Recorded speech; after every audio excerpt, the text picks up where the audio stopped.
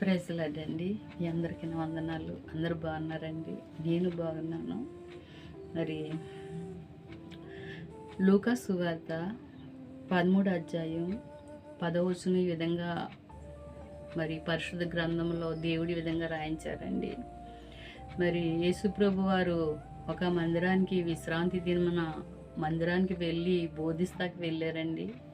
అక్కడ 18 సంవత్సరాల నుంచి నడుము వంగిపోయిన స్త్రీ ఆ మందిరానికి వచ్చారండి. ఆమెను యేసుప్రభు వారు చూశారు.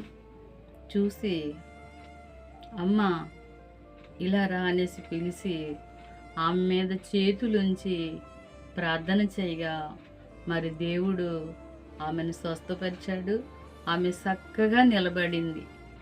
ఎందుకని? ఆమె కూడా మందిరానికి రాబట్టి.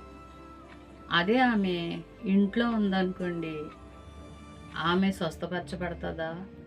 స్వస్థపరచబడదు. ఇంకా ఆమె మంచం మీదే ఉన్ను. మరి ఆమెను ఎన్నో దెయ్యాలు పట్టి బాధిస్తున్నాయంటండి.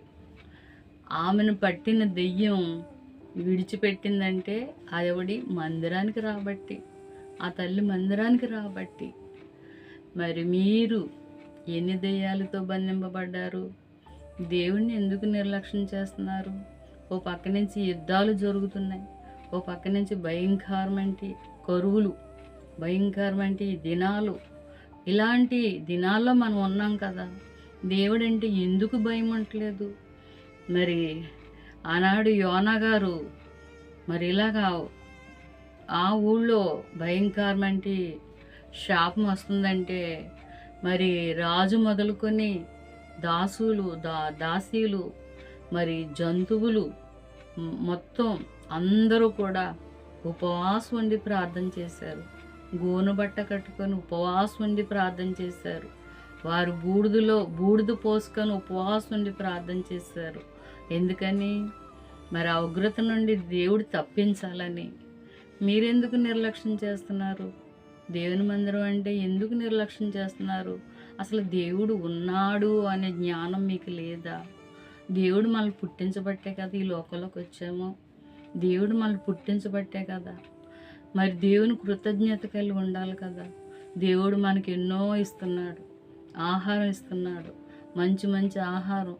మరి మనం ఎక్కడ బలహీనం అయిపోతామని బలమైన ఆహారం పెడుతున్నారు. భూమిలో నుంచి మనకి ఎన్నో ఆహారాలు పంపిస్తున్నాడు. మరి అలాంటి దేవుని నువ్వు ఎందుకు నిర్లక్ష్యం చేస్తున్నావు? మరి మందిరానికి రావటానికి నువ్వు ఏదో విస్తారమైన పనులు పెట్టుకుంటావు.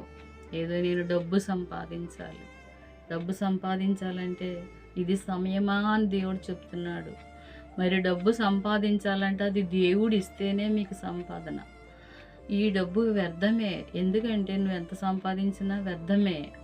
ఒక యవనస్తుడు అంటున్నాడు, నేను నిత్యరాజ్యానికి వారసులు అవ్వాలంటే ఏం చేస్తే నేను నిత్యరాజ్యానికి వెళ్తానని ఒక యవనస్తుడు అడుగుతుంటే మరి ఫలానా అది విడిచిపెట్టి ఇది విడిచిపెట్టాలి అనేసి అంటే నేను బాలు నుండి కూడా నేను నీతిగా యథార్థంగా బ్రతుకుతున్నాను అన్నారు. అంటే నీలో ఒకటి కొదువుగా ఉందన్నారు. ఏంటది? ధనం. డబ్బు కోసం మరి 3 గంటలు దేవుని మందిరంలో గడపలేవా? ఎందుకు నిర్లక్ష్యం చేస్తున్నావు? భయంకరమైన ఉగ్రతలు, భయంకరమైన శ్రమలో మరి రానటి దినాల్లో ఇంకెలాగుంటుందో తెలియదు. అందుకనే మీరు దేవునికి లోబడండి. సమయాన్ని సద్వినియోగం చేసుకోండి. నిర్లక్ష్యం చేయకండి. దేవుడి కొద్ది మాటలు దీవించును గాక. ఆమేన్.